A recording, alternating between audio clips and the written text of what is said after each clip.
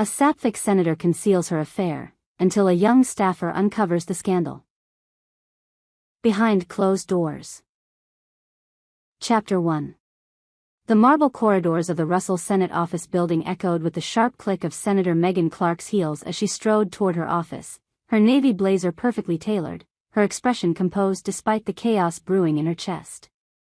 At 42, she had mastered the art of political theater, every gesture calculated, every word measured, every emotion carefully contained behind a mask of professional competence.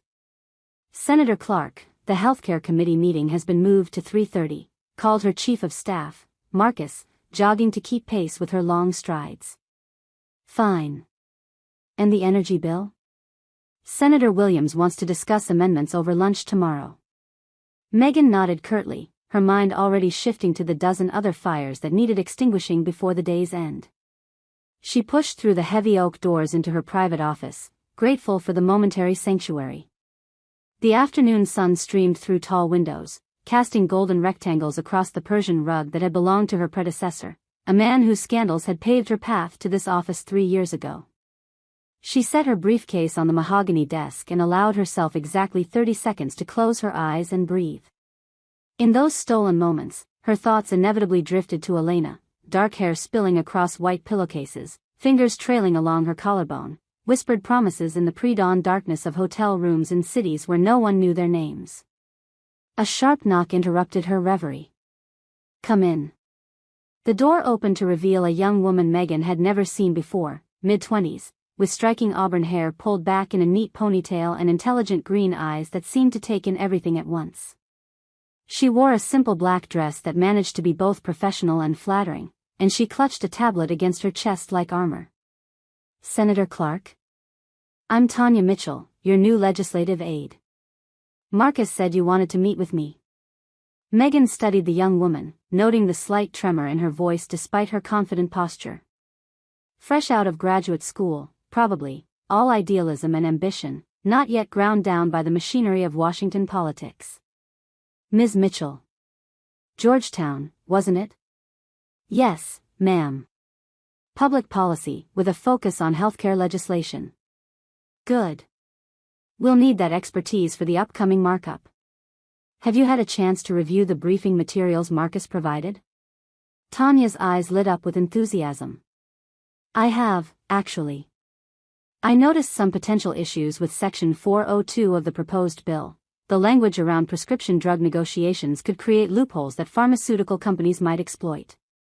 "Impressive." Megan leaned back in her chair, reassessing. Perhaps this one wouldn't be just another pretty face counting down the days until she could parlay her Senate experience into a lobbying job. "Show me." For the next 20 minutes, Tanya walked through her analysis with a precision that surprised Megan. The young woman had clearly done her homework, identifying not just problems but potential solutions.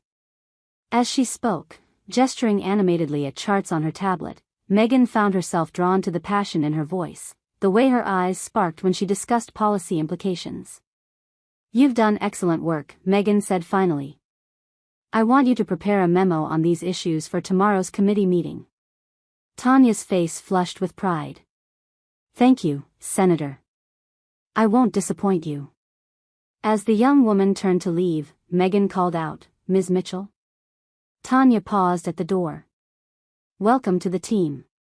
The smile that spread across Tanya's face was radiant, and Megan felt an unexpected warmth in her chest, something she hadn't experienced in months of carefully orchestrated political interactions. After Tanya left, Megan stared at the closed door for a long moment. She had a rule about getting too close to staffers, especially young, attractive ones. In a city where careers lived and died on perception, she couldn't afford any whispers, any speculation. Her relationship with Elena was already risky enough, even if they'd managed to keep it completely under wraps for the past 8 months. Her phone buzzed with a text, "Missing you. Can't wait for Friday. E." Megan smiled despite herself. Elena Rodriguez was everything she'd never known she wanted, a successful architect from San Francisco, brilliant and independent, with a laugh that made Megan forget about poll numbers and committee votes. They'd met at a climate change summit, struck up a conversation about sustainable building practices, and somehow ended up talking until 3 in the morning in the hotel bar. Their affair had been carefully choreographed from the beginning. Monthly meetings in neutral cities, always separate hotels, always cash transactions. Elena's firm did no business with the federal government, and she had no political ambitions of her own. It should have been perfect, passionate, discreet, and completely separate from Megan's political life. But lately, Megan found herself wanting more. Wanting to wake up in the same bed 2 mornings in a row. Wanting to introduce Elena to her friends, to stop pretending she was single at every political function. The secrecy that had once felt thrilling now felt suffocating. She pushed the thoughts away and opened her laptop. There were emails to answer, speeches to review, and a healthcare bill that needed her full attention. Personal desires would have to wait, they always did. Chapter 2. 3 weeks into her new position, Tanya was already working 12-hour days and loving every minute of it. The Senate office buzzed with controlled chaos. Phones ringing constantly, staffers rushing between meetings, the steady hum of democracy in action. She'd dreamed of this since her undergraduate internship on Capitol Hill, and now she was here, making a real difference on issues she cared about. Senator Clark had proven to be everything Tanya had hoped for: brilliant, demanding, and genuinely committed to progressive causes. Unlike some senators who treated their staff like invisible servants, Clark actually listened to Tanya's input, incorporated her research into speeches, and treated her like a valued member of the team. "Tanya, can you pull the CDC data on pharmaceutical pricing trends?" Marcus called from across the bullpen. "The senator wants it for her statement tomorrow." "Already done," Tanya replied, holding up a thick folder. "I also included the international comparisons she mentioned wanting." Marcus looked impressed. "You're making the rest of us look bad, Mitchell." Tanya grinned. She'd always been an overachiever, but working for Senator Clark brought out her absolute best. There was something about the senator's presence that made everyone want to exceed expectations: her quiet intensity, the way she listened with complete focus, the rare but genuine smiles that felt like awards. "Ms. Mitchell?" The senator's voice carried from her office doorway. "Could I see you for a moment?" Tanya grabbed her notepad and followed Senator Clark into the inner office, closing the door behind them.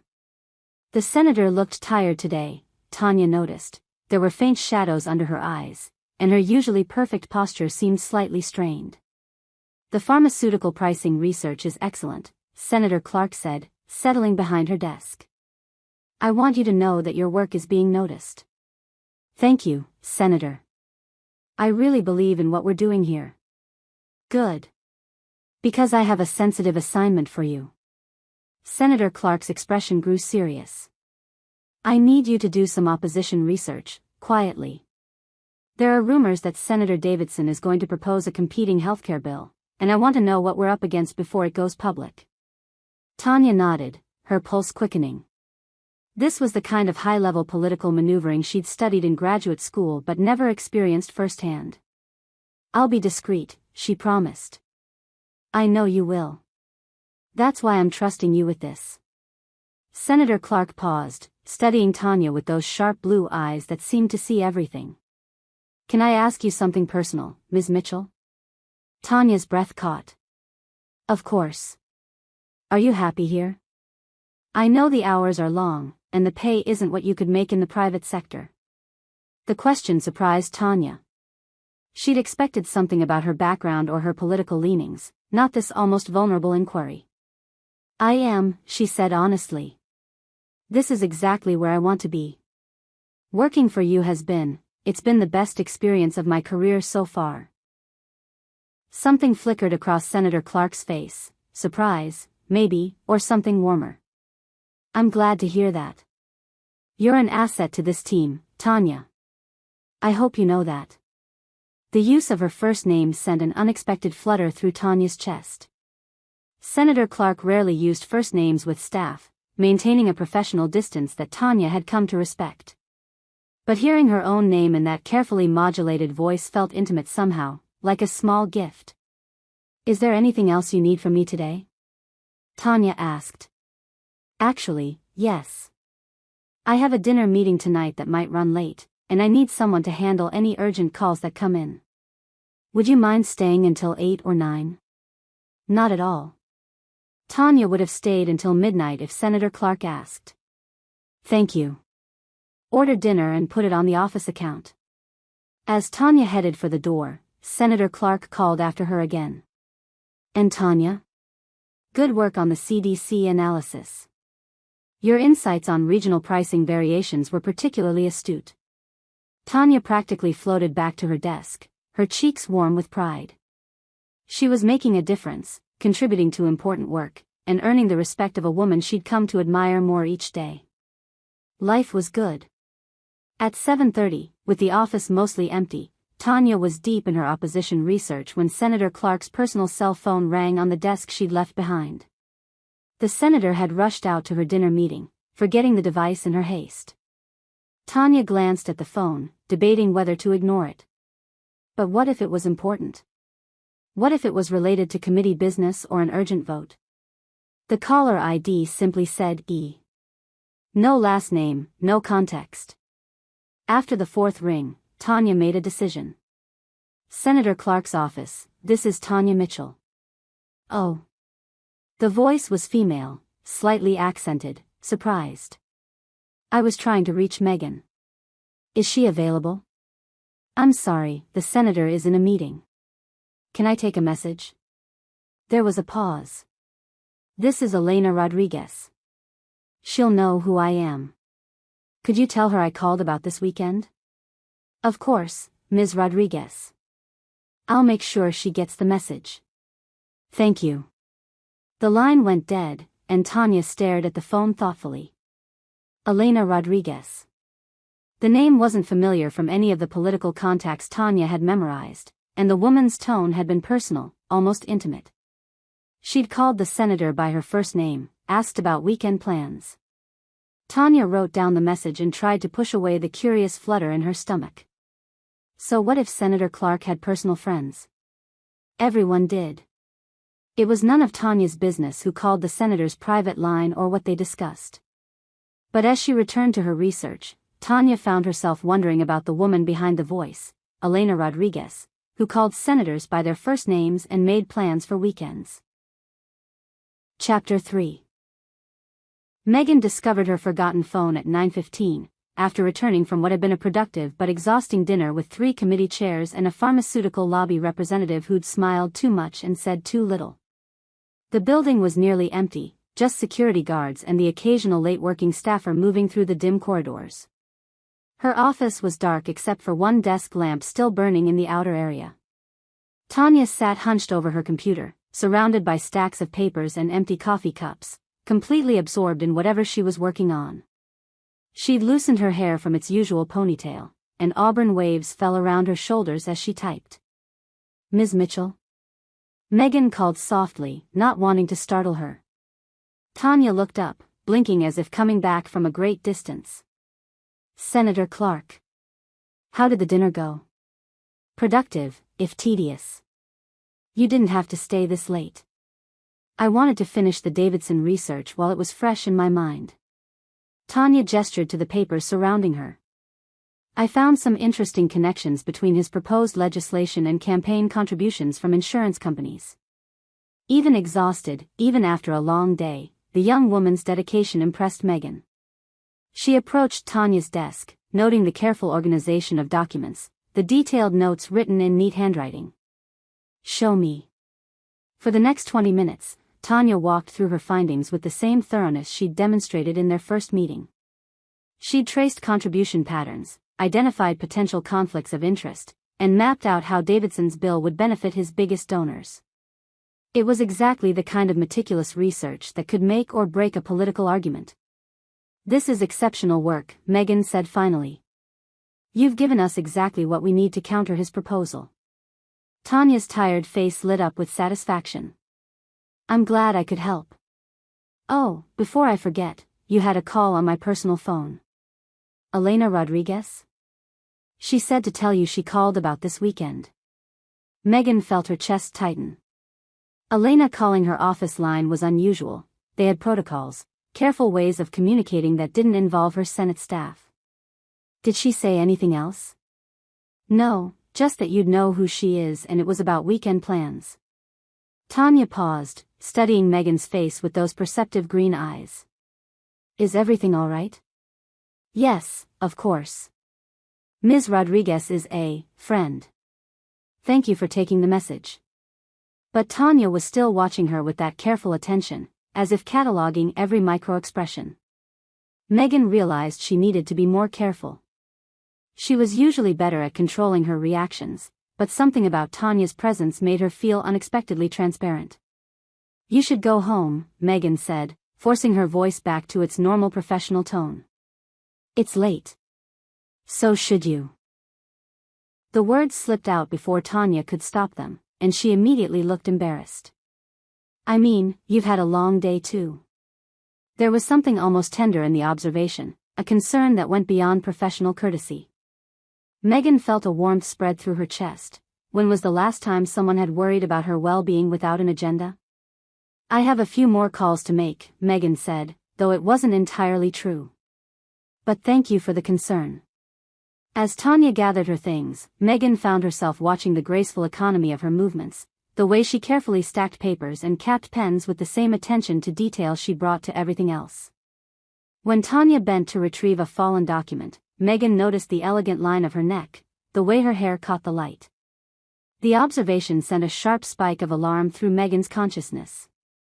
This was exactly the kind of thinking she couldn't afford, not about a staffer, not about someone who worked for her, not when her career and reputation hung in the balance. Good night, Senator, Tanya said, slinging her bag over her shoulder. Good night, Ms. Mitchell. And thank you again for staying late. After Tanya left, Megan sat alone in her office and called Elena back. I'm sorry I missed your call, she said when Elena answered. I forgot my phone. No problem. Your staffer was sweet, Tanya, right? She seemed very professional. She is. What did you need? I was hoping we could move our Portland meeting to Saturday instead of Sunday. I have a client presentation that got moved to Monday morning. Megan checked her mental calendar. Portland in October, they'd planned a weekend at a boutique hotel Elena had found, somewhere they could walk through the city without worrying about recognition. Saturday works. Perfect. I've missed you. I've missed you too. They talked for another 10 minutes about logistics and Elena's current projects, the comfortable conversation of two people who'd learned to find intimacy in stolen moments and careful planning. But even as they spoke, Megan's mind kept drifting to Tanya's observation about her long day, the genuine concern in those green eyes. After hanging up, she sat in the darkened office and tried to understand what was happening to her. Elena was everything she should want: successful, independent, discreet. Their relationship was safe, contained, separate from the rest of her life. So why did she find herself thinking about a young staffer who worried about her working too late? Megan gathered her things and headed for the parking garage, pushing the dangerous thoughts away. She had a healthcare bill to defend, a committee vote to prepare for, and a career that demanded her complete focus. Personal complications were a luxury she couldn't afford. But as she drove through the empty D.C. streets toward her Georgetown townhouse, she couldn't shake the memory of Tanya's smile when she'd praised her work, or the way the young woman had looked in the lamplight, surrounded by the evidence of her dedication and intelligence. Chapter 4. The Portland weekend arrived with unexpected October warmth and the kind of golden light that made everything look like a postcard. Megan met Elena at their hotel on Saturday afternoon, shedding her Senate persona the moment she stepped into the elevator that would take her to their room. Elena was waiting with champagne and that smile that had first captured Megan's attention 8 months ago, wide and genuine and completely unguarded in a way that politicians rarely managed. Hello, stranger, Elena murmured, stepping into Megan's arms. Hello yourself. Their reunion was everything Megan had been craving: passionate, uncomplicated, free from the careful choreography of her Washington life. They made love with the desperate intensity of two people stealing time from busy lives, then lay tangled in expensive hotel sheets as afternoon faded to evening. Tell me about your week, Elena said, tracing patterns on Megan's bare shoulder. You seem tense. Megan almost laughed. Elena had no idea how tense she'd been, or why. How could she explain that she'd spent the week trying not to notice the way her legislative aide's eyes lit up when discussing policy, or the graceful curve of her neck when she bent over documents? Committee politics, Megan said instead. The healthcare bill is getting pushback from pharmaceutical lobbies. Boring. Elena's fingers moved lower, and Megan arched into the touch. Let's not talk about work. They spent the evening exploring Portland's food scene, holding hands across restaurant tables like any other couple, savoring the freedom of anonymity. Elena told stories about her latest architectural project, a sustainable housing development in Oakland that would set new standards for environmental design. Megan found herself relaxing in a way she rarely managed anymore, laughing at Elena's impressions of difficult clients, feeling genuinely happy for the first time in weeks. I've been thinking, Elena said as they walked along the Willamette River after dinner. About us. Megan's steps slowed. What about us? This sneaking around. These stolen weekends. Don't you ever want more? The question hit too close to Megan's own recent thoughts. You know why we have to be careful. Do we, though? I mean, really? Elena stopped walking, turning to face Megan. You're not exactly in the closet. Your sexuality isn't a secret. My sexuality isn't the issue. It's about perception, about giving opponents ammunition. Megan could hear the defensive edge in her own voice. You don't understand what it's like in Washington. Every relationship is scrutinized, analyzed for conflicts of interest or potential scandals. I'm an architect from San Francisco. I don't lobby, I don't have government contracts, I don't even vote in your district. What scandal could there possibly be? That's not the point. Then what is the point, Megan? Elena's voice was rising slightly, drawing glances from other pedestrians. Because from where I'm standing, it looks like you're ashamed of me. The accusation stung because it was so far from the truth. That's not fair. Isn't it? When was the last time you introduced me to anyone in your life? When have we ever done anything together that wasn't carefully planned to avoid anyone seeing us? Megan looked away, watching the lights from passing boats reflect on the dark water. Elena was right, of course. Their relationship had become a series of strategic maneuvers, more like a military operation than a romance. I'm not asking you to hold a press conference, Elena continued, her voice softer now. I just want to feel like I'm part of your life, not a secret you're managing. You are part of my life. The most important part. Then prove it. They walked back to the hotel in tense silence, the easy intimacy of the evening fractured. In their room, they made love again, but it felt different now, desperate, almost sad, as if they were both trying to bridge a gap that seemed to be widening with each passing month. Sunday morning brought rain and the inevitable return to reality. As they packed their separate bags and prepared to catch separate flights, Elena tried once more. Think about what I said, okay? I love you, Megan. But I can't keep being your dirty little secret forever. Megan wanted to say she loved Elena too, wanted to promise they'd find a way to make it work. Instead, she nodded and kissed Elena goodbye, already mentally shifting back to her Senate responsibilities. On the flight back to Washington, Megan stared out at the clouds and tried to imagine a world where she could be openly in love with Elena Rodriguez. Weekend trips that didn't require fake names and cash payments. Holiday parties where Elena stood beside her as her partner, not her friend from California. A life where love didn't have to be hidden. But every scenario she constructed crumbled under the weight of political reality. Conservative opponents who would use her relationship to deflect from policy debates. Liberal allies who would quietly question her judgment. Media coverage that would focus more on her personal life than her legislative achievements.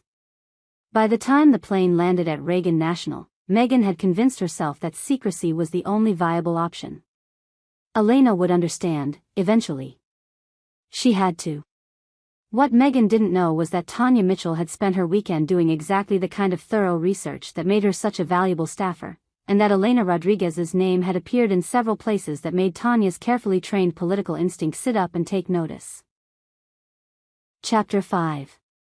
Monday morning brought the usual chaos of a Senate office in full swing, but Tanya found herself distracted as she sorted through the weekend's accumulated emails and briefing materials. She'd spent Sunday afternoon doing what she'd started thinking of as due diligence, researching Elena Rodriguez to satisfy her own curiosity about the woman who'd called Senator Clark's personal line. What she'd found was interesting, if not particularly scandalous. Elena Rodriguez was a respected architect based in San Francisco, specializing in sustainable design and urban planning. Her firm, Rodriguez Environmental Design, had an impressive portfolio of award-winning projects and a client list that included several high-profile environmental organizations. More intriguingly, Elena had been photographed at several political fundraisers over the past year, always carefully positioned in group shots, never prominently featured, but there nonetheless. Climate change summits, environmental advocacy galas, progressive political events. The kind of circles where a Democratic senator might naturally move. Tanya told herself she was just being thorough.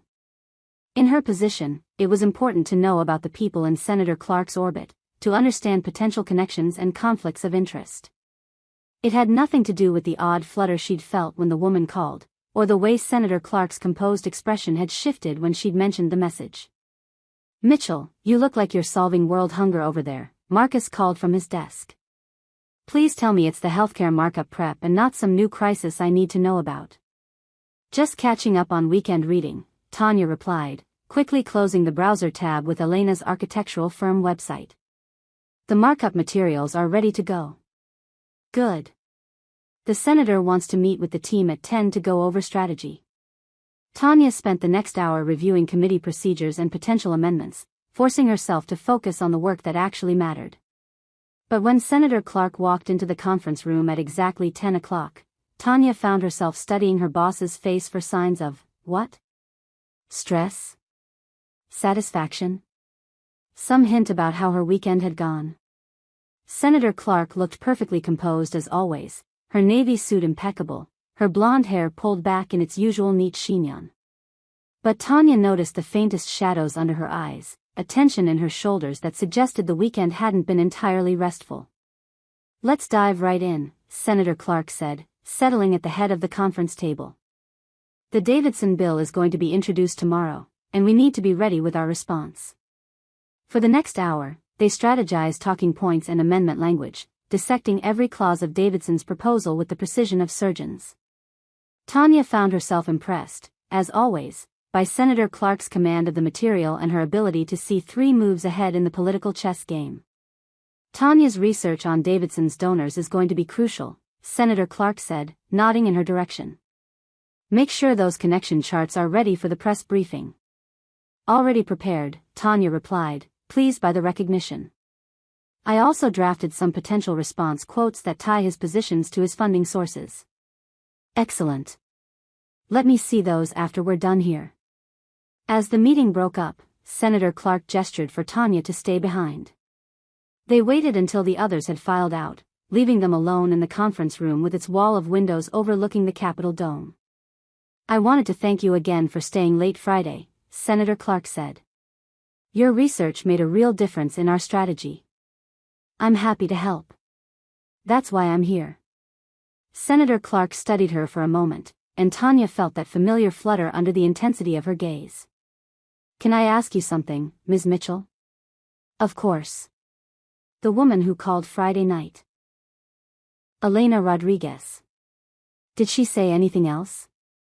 About where she was calling from, or?" The question seemed oddly specific, and Tanya noticed a subtle tension in Senator Clark's posture as she asked it. "No, just that it was about weekend plans." She sounded nice, though. "Professional." "She is." Senator Clark's expression softened almost imperceptibly. "She's a friend from California. An architect. That's wonderful. It must be nice to have friends outside of politics."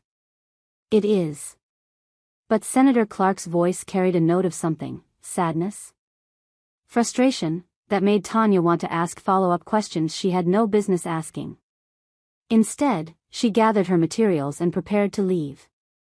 "Is there anything else you need from me today?" "Actually, yes. I have a conference call with environmental groups this afternoon about the renewable energy provisions in the healthcare bill. I'd like you to sit in and take notes. I'd be honored. As Tanya headed for the door, Senator Clark called her name one more time. Tanya? You've been doing exceptional work lately.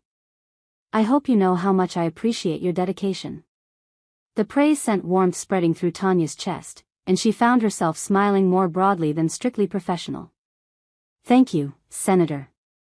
That means a lot. Walking back to her desk, Tanya tried to analyze her reaction to the brief exchange. Senator Clark's mention of Elena Rodriguez had been casual, almost offhand, but there had been something underneath it, a careful quality that suggested the friendship might be more complex than she'd indicated. And the way she'd looked when asking about the phone call, the subtle vulnerability in her expression when she'd talked about having friends outside politics. Tanya couldn't shake the feeling that there was more to the story. Not that it was any of her business, she reminded herself firmly. Senator Clark was entitled to her privacy, and Tanya was a staffer, not a confidant. Her job was to support the senator's legislative work, not to speculate about her personal relationships. But as she settled at her desk and opened her laptop, Tanya found herself wondering what it would be like to be someone Senator Megan Clark trusted with her secrets, and immediately pushed the dangerous thought away. Chapter 6. The environmental group's conference call proved to be more contentious than Megan had anticipated. Representatives from 6 different organizations spent 90 minutes arguing about renewable energy targets, carbon offset provisions, and the political viability of ambitious climate goals embedded in healthcare legislation. Tanya took detailed notes throughout the call, occasionally catching Megan's eye to nod or raise an eyebrow at particularly heated exchanges. Her presence was surprisingly comforting. Someone who understood the nuances of the debate, who could track the competing interests and shifting alliances with the same analytical precision she brought to everything else. Senator, I think Sierra Club makes a valid point about the timeline, Tanya murmured during one particularly passionate argument about implementation schedules. But if we push the deadline back 6 months, it might give opponents more time to organize resistance. The observation was astute, and Megan incorporated it into her response. I appreciate the timeline concerns, but we need to balance ambition with political reality. Ms. Mitchell raises a good point about giving our opponents more opportunities to mobilize if we extend the implementation period. After the call ended, they debriefed in Megan's office while the late afternoon sun slanted through the windows. Tanya had spread her notes across the coffee table, color-coding different organization positions and highlighting areas of potential compromise. You handled that beautifully, Tanya said, looking up from her organizational system. The way you got them to focus on shared goals instead of individual agendas, that was masterful. 20 years of herding political cats, Megan replied, settling into the chair across from Tanya. Though I have to admit, your timeline observation probably saved us from a significant tactical error. Tanya's cheeks flushed with pride, and Megan found herself studying the way the young woman's face transformed when she smiled, more open, more radiant, impossibly appealing. The thought brought her up short. She was doing it again, noticing things she had no business noticing about a woman who worked for her. Elena's words from Portland echoed in her mind. Don't you ever want more? But more of what? More complications? More risk? Senator? Tanya's voice pulled her back to the present. Are you all right? Yes, sorry. Long day. But Tanya was watching her with that careful attention again, those green eyes missing nothing. Can I ask you something? Megan tensed. Of course. This weekend, did you get to do anything fun? You seemed stressed when you came in this morning. The personal question surprised Megan. Tanya rarely asked about anything beyond work, maintaining the professional boundaries that Megan had come to expect from her staff. But there was genuine concern in her voice, the same warmth that had caught Megan's attention the previous Friday night. I had dinner with a friend, Megan said carefully. Nothing too exciting. The architect from California? Something in Tanya's tone made Megan look at her more closely. You remember that? I have a good memory for details. Tanya's smile was slightly sheepish. Professional hazard. Megan wondered exactly what details Tanya remembered, and whether her good memory extended to research beyond what she'd been officially assigned. The thought should have alarmed her, but instead she felt oddly flattered by the attention. "Elena and I are old friends," she said, testing the waters. "We met at a climate conference last year. She must be interesting, being an architect working on environmental issues. That's such important work." "It is. She's very passionate about sustainable design. I'd love to hear more about her work sometime. Environmental architecture is fascinating, the way you can reduce carbon footprint through smart building design." Tanya's enthusiasm seemed genuine, but Megan detected something else underneath it: curiosity, maybe, or professional interest in understanding the people in her boss's orbit. Either way, talking about Elena felt dangerous. Every word risked revealing more than she intended. "I'm sure she'd be happy to discuss it if you ever met," Megan said, immediately regretting the implication that such a meeting might happen. "That would be wonderful. I'm always interested in learning from people who are making a real difference." The conversation was becoming too personal, too intimate. Megan could feel herself being drawn into deeper waters, tempted to share more than she should about Elena, about their relationship, about the complications that were slowly tearing them apart. "We should probably wrap up for today," she said, standing abruptly. "You've put in another long day." Tanya looked slightly disappointed but gathered her materials without protest. "Of course. Thank you for letting me sit in on the call. Thank you for your insights. They were invaluable." As Tanya headed for the door, she paused and turned back. "Senator, I hope you don't mind me saying this, but you shouldn't work so late every night. Even senators need time to recharge." The concern in her voice was unmistakable, and Megan felt that dangerous warmth spreading through her chest again. When was the last time someone had worried about her well-being without wanting something in return? "I'll keep that in mind," she said softly. After Tanya left, Megan sat alone in her office as evening shadows lengthened across the carpet. She thought about Elena's frustration in Portland, about the growing distance between them despite their physical intimacy. Then she thought about Tanya's smile when she'd praised her work, the genuine concern in her voice when she'd suggested Megan needed rest. Two very different women offering two very different types of connection. Elena, passionate and demanding and increasingly impatient with secrecy. Tanya, professional and brilliant and dangerously appealing in ways Megan was only beginning to understand. She picked up her phone to call Elena, to try once more to bridge the gap that had opened between them in Portland. But instead, she found herself staring at the device, thinking about green eyes and auburn hair and the way Tanya had looked when she talked about wanting to learn from people making a difference. Megan set the phone down without making the call. Chapter 7. The healthcare markup session turned into a 14-hour marathon that tested everyone's endurance and political stamina. Megan had been in committee rooms for most of her adult life, but even she felt drained as senators debated amendments late into the evening, their voices growing hoarse as partisan tensions escalated. Tanya had been a constant presence throughout the day, sitting in the gallery with other staffers, taking notes, and occasionally slipping Megan carefully written updates on media coverage and stakeholder reactions. Each note was precisely timed and strategically helpful, talking points when Megan needed them, poll numbers that supported her arguments, even a gentle reminder to drink water during a particularly heated exchange about prescription drug pricing. "The Mitchell girl is good," Senator Williams murmured to Megan during a brief recess. "Sharp as a tack and twice as organized as most of my senior staff." Megan glanced toward the gallery where Tanya sat surrounded by documents, her laptop balanced on her knees as she typed rapidly. Even after 12 hours, she looked focused and alert, her auburn hair catching the harsh fluorescent light as she worked. "She is," Megan agreed, then caught herself staring and forced her attention back to Williams. "Very dedicated. You should hold on to that one. Good legislative aides are worth their weight in gold." When the session finally ended at nearly midnight, Megan felt like she'd been through a political war zone. They'd managed to defeat 3 hostile amendments and strengthen 2 key provisions, but the victory felt exhausting rather than triumphant. The Capitol building was nearly empty as she made her way back to her office, her heels echoing in the marble corridors.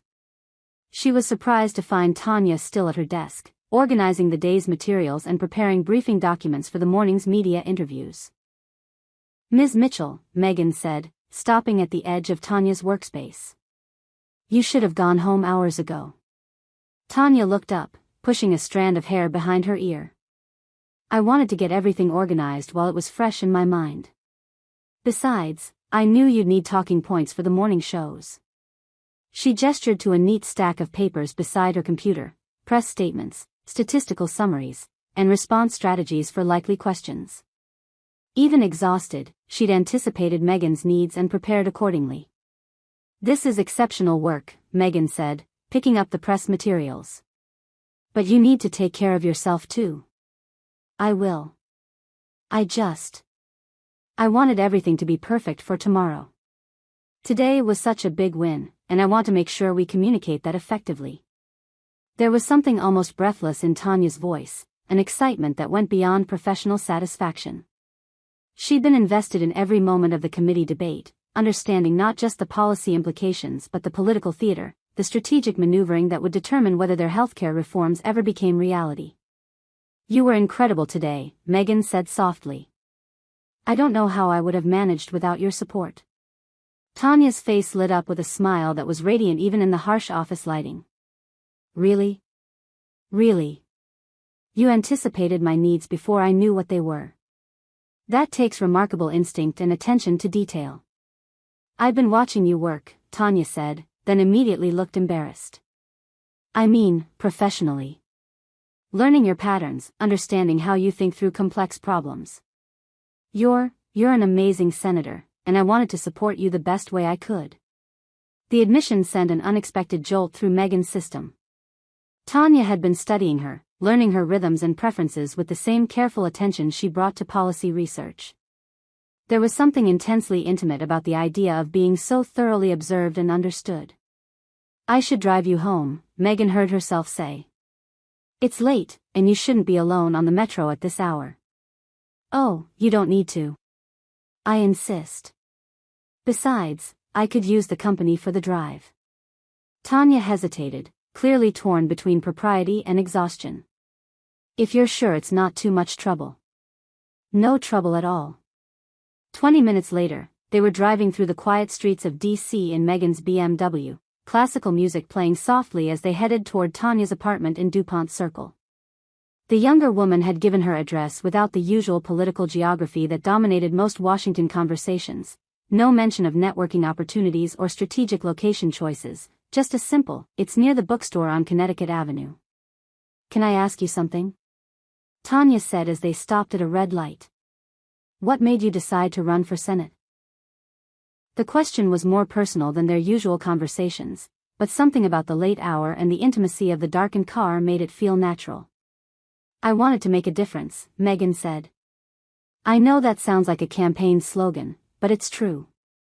I was working as a healthcare attorney, watching good policies die in committee while people suffered from system failures we could fix if we had the political will." "And do you? Make a difference, I mean?" Megan considered the question as they turned onto Connecticut Avenue. "Some days. Days like today, when we actually move the ball forward on something that matters. Other days." She trailed off, thinking about the compromises and calculations that define so much of political life. "Other days it feels like you're fighting a system designed to prevent change." The observation was perceptive and slightly subversive, exactly the kind of insight that made Tanya such a valuable colleague. "Something like that." They pulled up in front of a modest brick building with a small garden and wrought iron balconies. Tanya made no move to get out of the car, and Megan found herself reluctant to end the conversation. "Thank you for the ride," Tanya said finally. "And for everything today. Working with you, it's been the best experience of my career." "You're going to have a remarkable career, Tanya. You have the intelligence and instincts to go as far as you want in this business." "What if I don't want to go anywhere else? What if I want to keep working for you?" The question hung in the air between them, loaded with implications that Megan wasn't sure how to interpret. Professional ambition? Personal attachment? Something more complicated? "You're always welcome on my team," Megan said carefully. But someone with your talents won't stay a legislative aide forever. Maybe I don't want to be anything else. Tanya's voice was soft, almost vulnerable, and when Megan looked at her in the dim light from the street lamp, she saw something in those green eyes that made her breath catch. Admiration, certainly. Loyalty, definitely. But underneath it all, something warmer and more dangerous. "Good night, Senator," Tanya said, finally reaching for the door handle. "Good night, Tanya." Megan waited until Tanya was safely inside her building before driving away, her mind spinning with the implications of what she'd seen in her young staffer's face.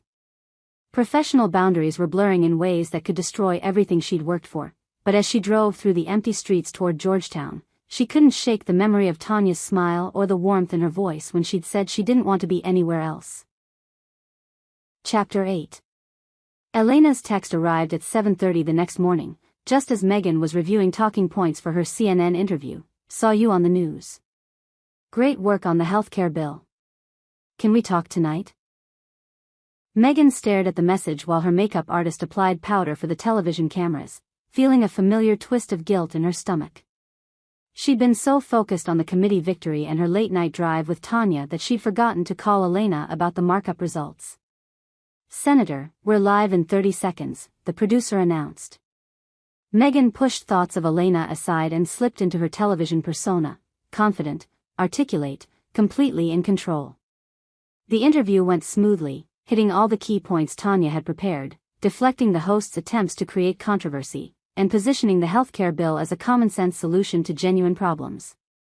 "That was perfect," her communications director said as they left the studio. "Exactly the message we needed to get out."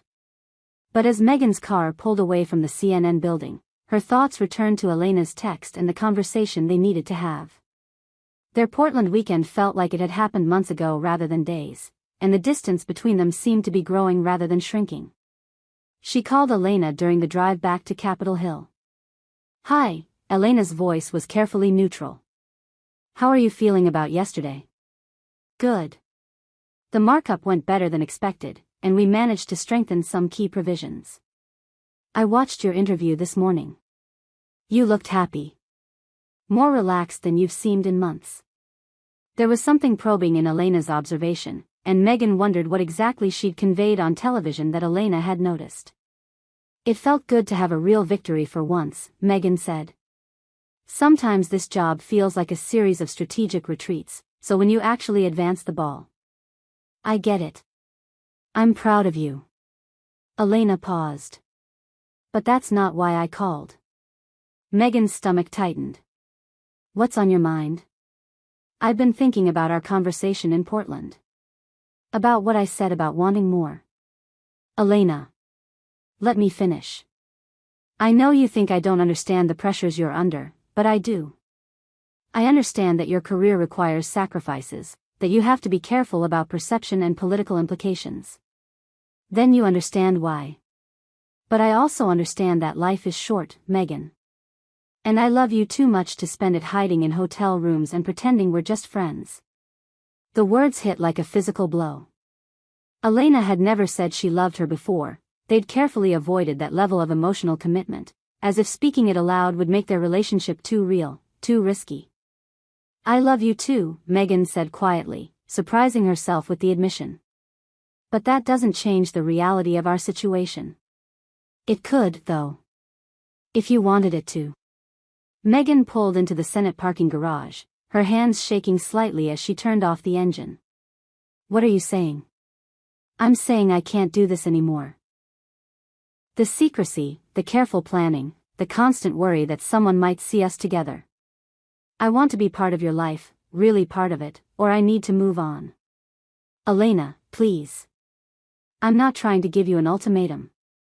I'm just telling you where I am. I need to know if there's a future for us that doesn't involve hiding."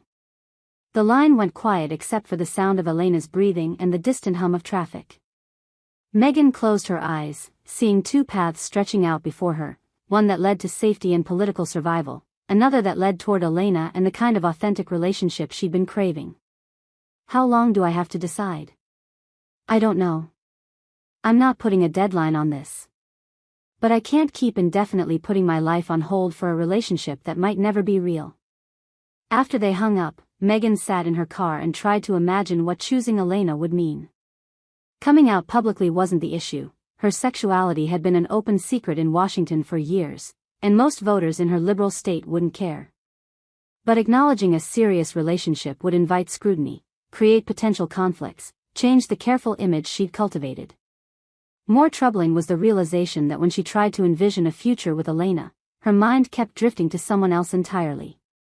Green eyes and auburn hair, and the kind of intellectual connection that made political combat feel like a shared adventure. "Senator?" A voice called across the parking garage. "Senator Clark?" Megan looked up to see Tanya jogging toward her car, looking slightly out of breath and concerned. "I saw you come down here 20 minutes ago and wanted to make sure everything was okay. You have the appropriations meeting in 10 minutes. "Yes, of course. Thank you."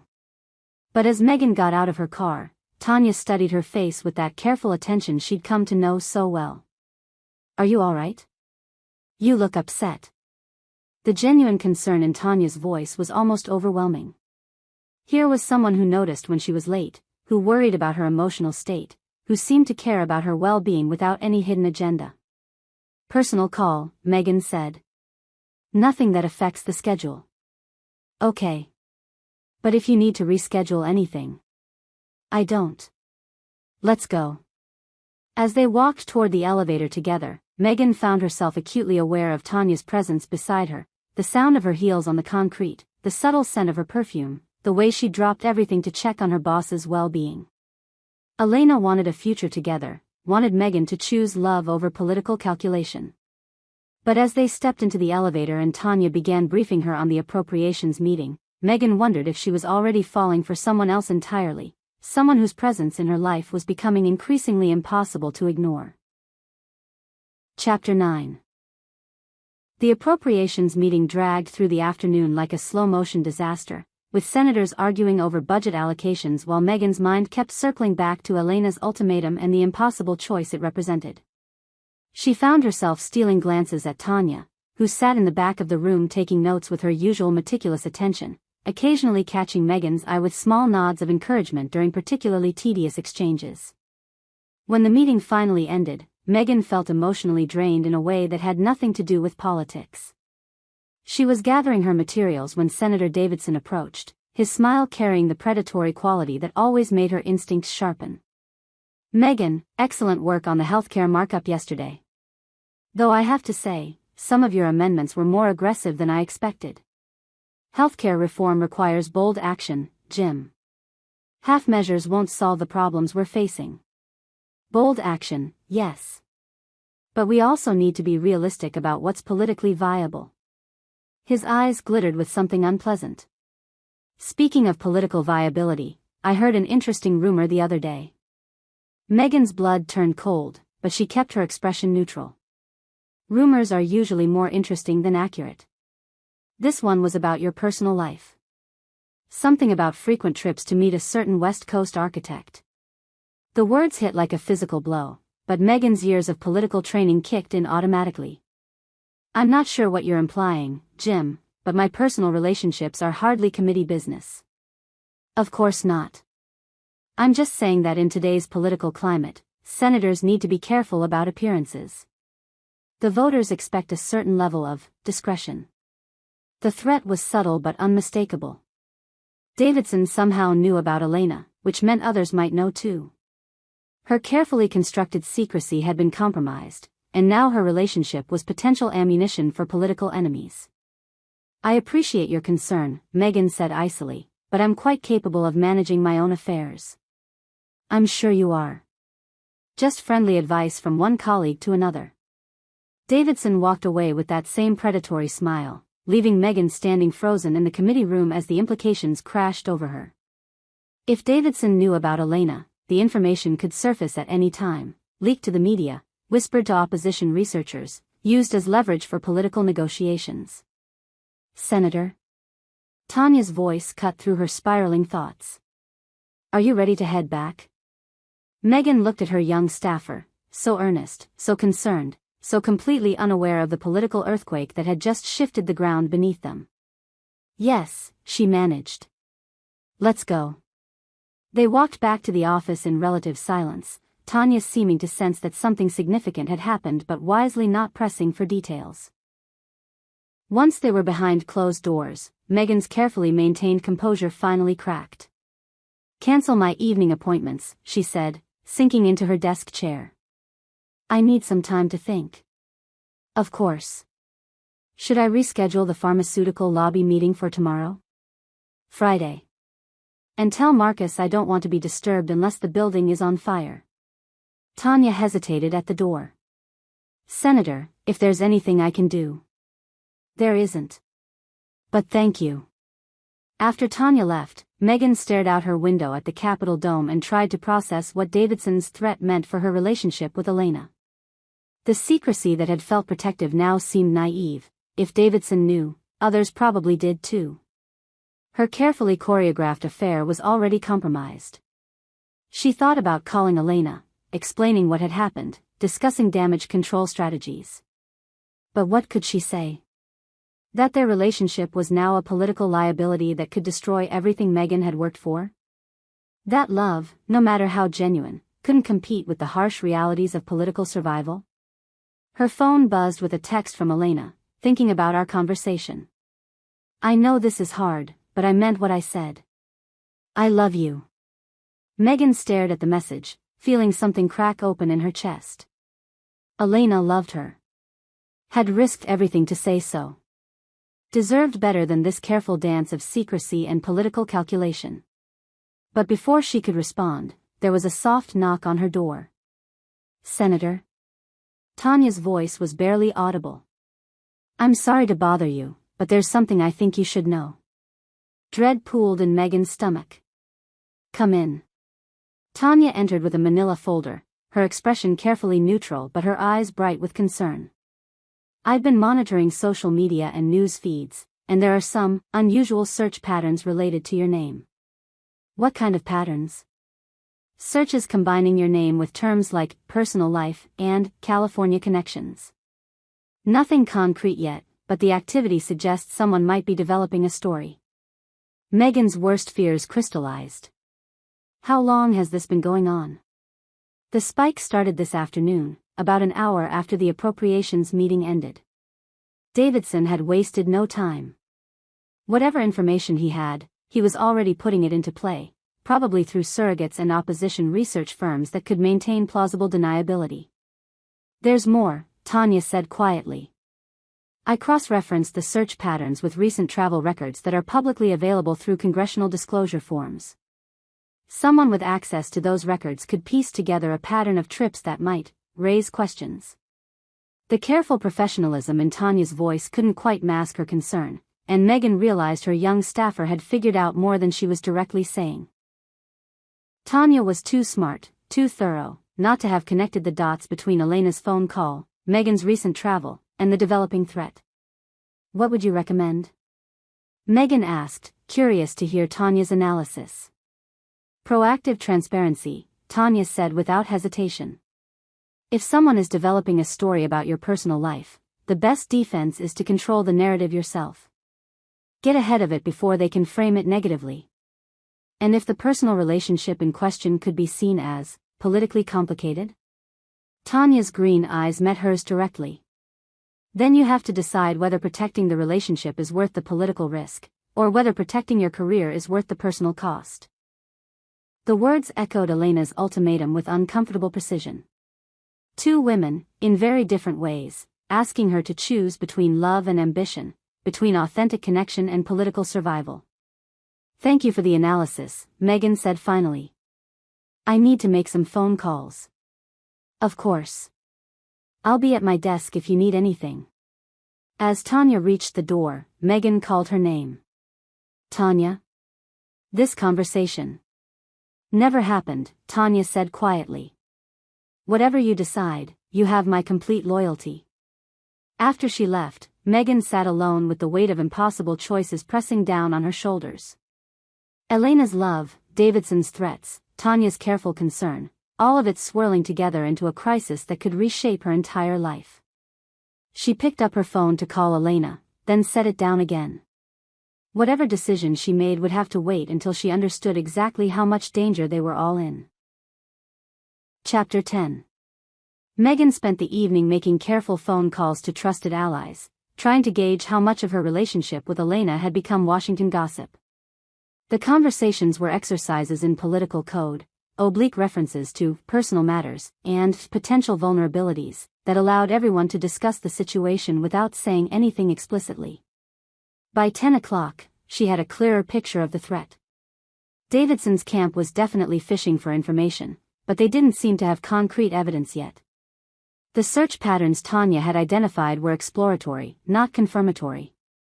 She still had time to get ahead of the story, if she was willing to take the risk. She was reviewing her options when her secure phone rang.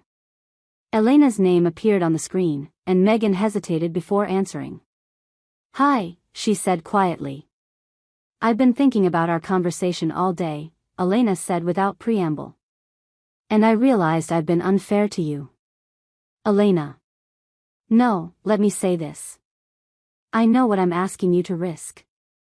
Your career, your reputation, everything you've worked for. That's not a small thing, and I shouldn't have made it sound like it was." Megan closed her eyes, feeling tears threaten for the first time in months. "It's not about the risk. It's about timing, about political realities that are bigger than both of us." "I know.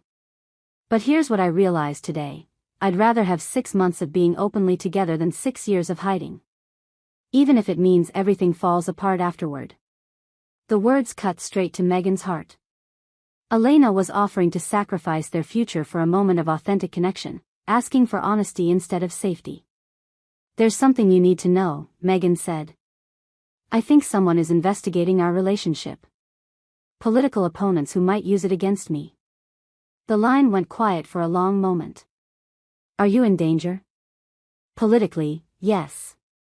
Personally, probably not. But if this becomes public in the wrong way, then we control how it becomes public." "Elena, that's not how Washington works. Once a story starts developing, you can't control the narrative. Especially not a story about secret relationships and potential conflicts of interest." "But there isn't a conflict of interest. I don't lobby, I don't have government contracts, I don't even live in your state. That doesn't matter. The appearance of impropriety is enough to create a scandal." Elena was quiet again, and Megan could almost hear her thinking through the implications. "What if we ended it?" Elena said finally. "Cleanly, publicly, before anyone could use it against you." The suggestion hit Megan like a physical blow. "Is that what you want?"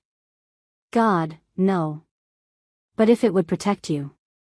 I don't want you to sacrifice yourself for my political career. And I don't want your political career to sacrifice us." They were talking in circles, each trying to protect the other from consequences that seemed increasingly inevitable. Megan thought about Tanya's advice: proactive transparency, controlling the narrative before someone else could frame it negatively. "What if there was a third option?" she said slowly. "What if we made the relationship public on our own terms, in a way that emphasized the positive aspects?" "You mean come out as a couple?" "I mean acknowledge that we're together, frame it as a success story about two accomplished women finding love despite busy careers.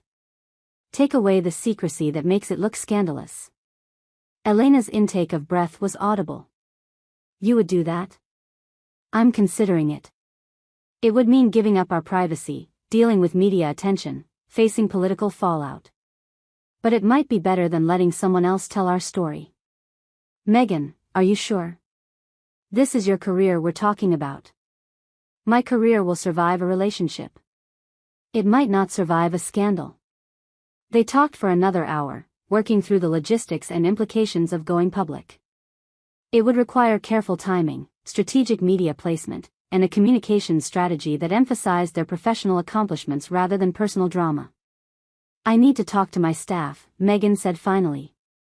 "Get their input on messaging and timing." "Your staff knows about us?" "My legislative aide figured it out. She's the one who warned me about the opposition research." "She sounds smart." "She is. Probably too smart for her own good. After they hung up, Megan sat in her Georgetown townhouse and tried to imagine what her life would look like after such a revelation. Press conferences, media interviews, endless questions about her personal life. But also, potentially, the freedom to be honest about who she loved and why. Her phone buzzed with a text from Tanya, working late on messaging strategy. Let me know if you want to discuss options tomorrow. Even at 11 o'clock at night, her dedicated staffer was thinking 3 steps ahead, preparing for conversations they hadn't even scheduled yet. Megan found herself smiling despite the gravity of her situation. Whatever challenges lay ahead, at least she had someone in her corner who understood both the political implications and the personal stakes. She typed back, "Thank you. Let's meet first thing tomorrow to discuss strategy." The response came immediately, "I'll be ready. Whatever you decide, we'll make it work." The confidence in those words was exactly what Megan needed to hear. Whatever path she chose, whether toward Elena or away from her, toward transparency or continued secrecy, she wouldn't be facing it alone. Chapter 11. Tanya arrived at the office before dawn, armed with coffee and 3 different communication strategies she'd spent the night developing. She'd barely slept, her mind churning through messaging frameworks and damage control scenarios, trying to anticipate every possible outcome for whatever decision Senator Clark was facing. The office was empty except for security, giving her the quiet space she needed to finalize her recommendations. She spread documents across the conference table, press statements, timeline analyses, media contact lists, creating a tactical war room for a battle that hadn't officially begun. At 6:30, she heard the distinctive click of Senator Clark's heels in the corridor. Tanya's pulse quickened as she arranged her materials one final time, knowing that the next few hours could determine the trajectory of both their careers. "Good morning," Senator Clark said, appearing in the conference room doorway with her usual composed elegance despite the early hour. "I see you've been busy. I wanted to be prepared for whatever direction you decide to take." Tanya gestured to the organized chaos of papers. "I've developed 3 potential approaches, each with different risk-benefit profiles." Senator Clark settled into her usual chair at the head of the table, studying Tanya with that intense focus that always made her feel simultaneously nervous and exhilarated. "Before we dive into strategy," Senator Clark said, "I need to ask you something directly. How much do you know about my personal situation?" Tanya felt heat rise in her cheeks. She'd been dreading this moment, the point where professional discretion collided with obvious conclusions. "I know that Elena Rodriguez is more than just a friend," she said carefully. "I know you've been traveling to meet her regularly, and I know someone is trying to use that information against you." "How long have you known?" "I suspected after she called your personal line. I was certain after I researched her background and cross-referenced it with your travel schedule." Tanya paused, then decided on complete honesty. "I'm sorry if that seems like overreach. I just wanted to understand potential vulnerabilities that could affect our work." "It's not overreach. It's exactly the kind of thoroughness I value in you." Senator Clark's expression softened slightly. "What else do you know?" "That she's brilliant, accomplished, and completely outside the political sphere. That your relationship with her poses no actual conflicts of interest.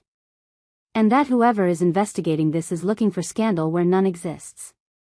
But the appearance of impropriety could be damaging regardless of the reality." "Yes," Tanya agreed. "Which is why proactive transparency is your best option." For the next hour, they worked through Tanya's strategies with the precision of military planners. Option 1 involved quietly ending the relationship and denying any serious involvement if questioned. Option 2 meant continued secrecy with enhanced security measures. Option 3 required going public on their own terms. "The third option is the riskiest," Tanya explained, "but it's also the only one that gives you complete control over the narrative. Frame it as a love story between 2 successful women rather than a political scandal. And you think that narrative would be believable?" "I think it would be truthful. Sometimes that's the most powerful message of all." Senator Clark was quiet for several minutes, studying the timeline Tanya had prepared for a potential public announcement. When she finally spoke, her voice carried a weight that made Tanya's chest tighten. There's something else you should know. Elena has given me an ultimatum: either we make our relationship real and public, or she needs to move on. The words hit Tanya like a physical blow, though she tried to keep her expression neutral. That must be incredibly difficult. It is. She's asking me to choose between my career and our future together. What do you want to do? The question slipped out before Tanya could stop herself, crossing the line from professional advisor to personal confidant. But instead of pulling back, Senator Clark leaned forward, her blue eyes searching Tanya's face. Honestly? I don't know. 6 months ago, the answer would have been simple: protect the career, minimize the risk. But lately I've been questioning whether a life lived entirely in service of political calculation is worth living at all. The vulnerability in Senator Clark's voice was devastating. Tanya found herself leaning forward too, drawn into the intimate space of shared confidence. What changed? She asked softly. Maybe I did. Maybe working with someone who approaches politics with genuine passion instead of cynical strategy reminded me why I wanted this job in the first place. The comment sent warmth flooding through Tanya's system, followed immediately by a sharp pang of something that felt dangerously like jealousy. Senator Clark was talking about choosing love over ambition, about Elena Rodriguez who called her Megan and made weekend plans and demanded authentic connection. Elena is lucky to have someone willing to take that kind of risk for her, Tanya managed. Is she, though? What if I'm just being selfish? What if I'm putting my personal happiness ahead of the healthcare reforms that could help millions of people? You can't save everyone if you can't save yourself. The words hung in the air between them, more personal and direct than anything Tanya had ever said to her boss. Senator Clark stared at her for a long moment, something shifting in her expression. You're remarkably wise for someone so young, she said finally. I care about you. Your happiness, your well-being, your success, all of it matters. Tanya. The way Senator Clark said her name sent electricity through her entire body. There was something in her voice, in her eyes, that felt like recognition, as if she was seeing Tanya fully for the first time. Senator, I should probably stay. Please. I need your help working through this. So Tanya stayed, spending the morning helping the woman she was falling for figure out how to publicly claim another woman as the love of her life. It was perhaps the most exquisite torture she'd ever experienced, but she couldn't bring herself to leave. Because whatever Senator Megan Clark decided, Tanya would be there to support her, even if it meant watching her choose someone else. Chapter 12. The decision came that afternoon, triggered by a phone call from a Washington Post reporter asking for comment on Senator Clark's rumored romantic involvement with a West Coast architect. The leak had happened faster than anyone anticipated, forcing their hand before the communication strategy was fully in place. How long do we have? Megan asked Marcus, who'd taken the call and immediately conferenced in Tanya and the communications director. They're running the story tomorrow morning with or without our comment. The reporter says they have sources confirming regular meetings between you and Elena Rodriguez over the past 8 months. Megan closed her eyes, feeling the last vestiges of control slip away. What exactly do they know? Hotel records, flight manifests, enough to establish a pattern. They're being coy about their sources, but the detail level suggests someone with access to opposition research files. Davidson had moved faster than expected, probably spooked by Megan's composed reaction to his threats. Now they were in crisis mode, scrambling to respond to a story that would define the next phase of her career. We go with option 3, Megan said, looking directly at Tanya. Full transparency, our narrative, immediate implementation. The room exploded into coordinated chaos, Marcus calling media contacts, the communications director drafting statements, assistants arranging interviews. But Megan's attention remained fixed on Tanya, who was already pulling up contact lists and timeline documents with the efficiency of someone who'd been planning for exactly this moment. I'll call Elena and brief her on what's happening, Megan said. Tanya, I need you to coordinate with her team on messaging consistency. Of course. What's her publicist's contact information? She doesn't have one. Elena's not a public figure, This is going to be completely new territory for her. Tanya's expression shifted to concern. Then we need to protect her as much as possible. Frame her as an accomplished professional who happens to be dating a senator, not as a political story. The protective instinct in Tanya's voice surprised Megan. Here was someone who barely knew Elena, planning communication strategy to shield her from media scrutiny. It was remarkably generous, especially given what Megan was beginning to suspect about Tanya's own feelings. "Thank you," Megan said softly. "That means more than you know." The next few hours passed in a blur of phone calls and strategic planning.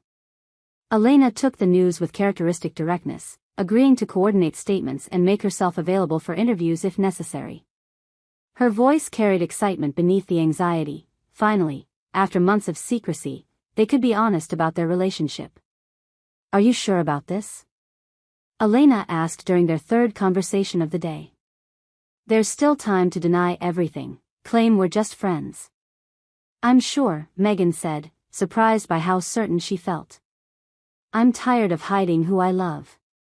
But even as she said the words, Megan found herself watching Tanya through her office window, noting the focused intensity with which she worked, the grace of her movements as she coordinated media responses. The young woman had thrown herself into protecting Elena with the same thoroughness she brought to everything else, never once indicating that the situation might be personally painful for her. "The Post wants a joint interview tomorrow," Elena said. "Both of us together, talking about our relationship and how we met." "That could work. Humanize the story, make it about love rather than politics." Tanya suggested it, actually. She said joint appearances would demonstrate that we're comfortable with public scrutiny, that we have nothing to hide. Of course it was Tanya's idea. Even in the middle of a political crisis, she was thinking 3 steps ahead, anticipating media psychology and public reaction. "She's remarkable," Megan said. "She sounds it. I can't wait to meet her." The comment sent an unexpected jolt through Megan's system. Elena meeting Tanya, 2 women who mattered to her in completely different ways, sitting in the same room, discussing the revelation of a relationship that would change everything. "Megan? You still there?" "Yes, sorry. Long day." "I know. But we're going to get through this together." After the call ended, Megan sat in her office and tried to process the emotional whirlwind of the past 24 hours. Tomorrow, her relationship with Elena would be front-page news. Her private life would become public property, subject to analysis and judgment from millions of strangers. But as she watched Tanya fielding phone calls with unflappable professionalism, protecting Elena's privacy even as she facilitated the revelation of their relationship, Megan realized the most complicated part wasn't the media attention or political fallout. The most complicated part was that she was about to publicly commit to one woman while falling for another. A soft knock interrupted her thoughts. Tanya appeared in the doorway, looking tired but determined. "Everything's arranged for tomorrow," she said. "Post interview at 10, CNN at noon, evening news segments locked in. Elena's flying in tonight, and I've arranged a car to bring her directly to the studio." "What about you?" "I'll be there for support, background briefing if needed." "Whatever you need." Megan studied Tanya's face, searching for any sign of personal distress beneath the professional composure. But if she was struggling with the situation, she hid it perfectly. "Tanya, I want you to know how much I appreciate everything you've done today. This can't have been easy for you." "Why wouldn't it be easy?" The question was carefully neutral, but something in Tanya's eyes suggested she understood exactly what Megan was asking. "Because you care about me.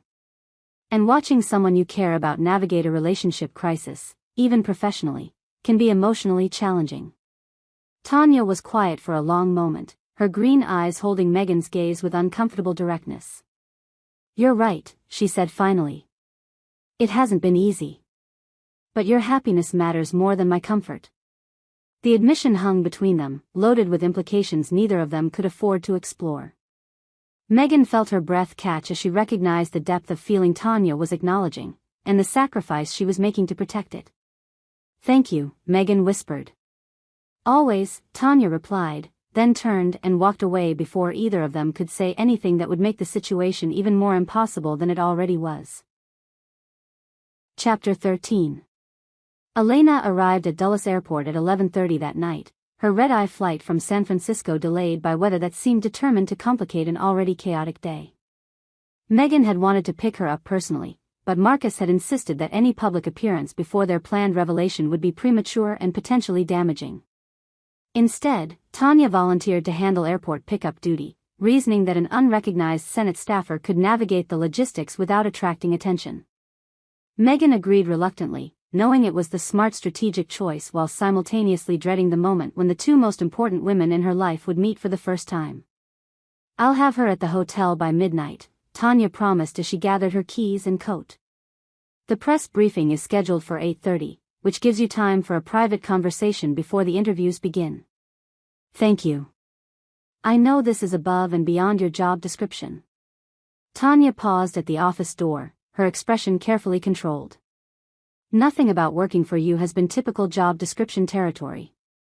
The comment carried layers of meaning that Megan didn't dare examine too closely.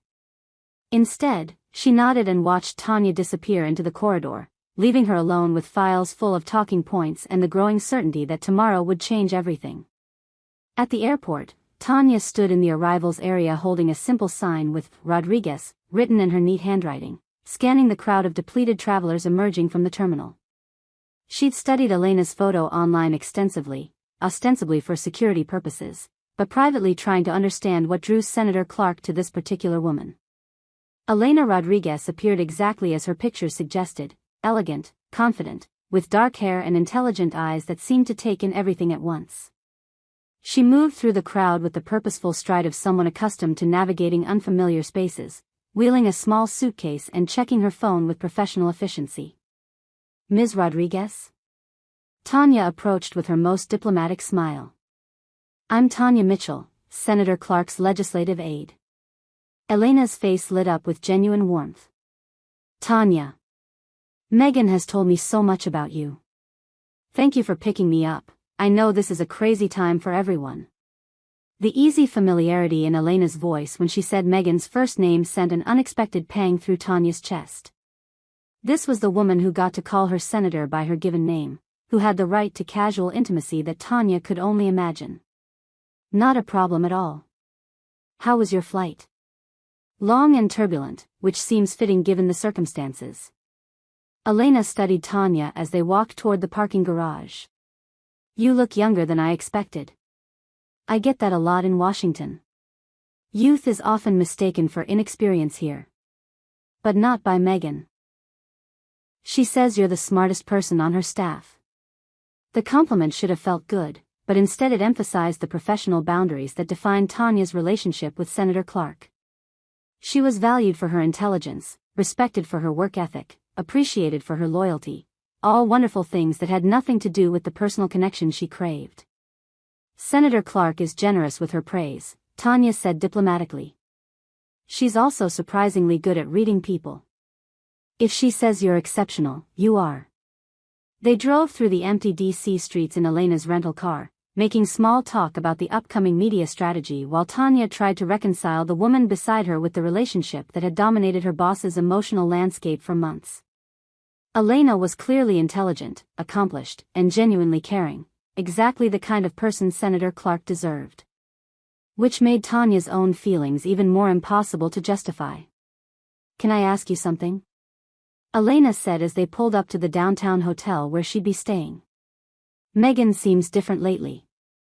More confident, more centered. Has something changed at work?" The question caught Tanya off guard. "Different how?" "Happier, I think. Like she's remembering why she loves her job instead of just enduring it." Elena turned in her seat to face Tanya directly. "I was wondering if that had something to do with you." Heat flooded Tanya's cheeks. "I'm not sure what you mean." "She talks about you differently than she talks about other staff members.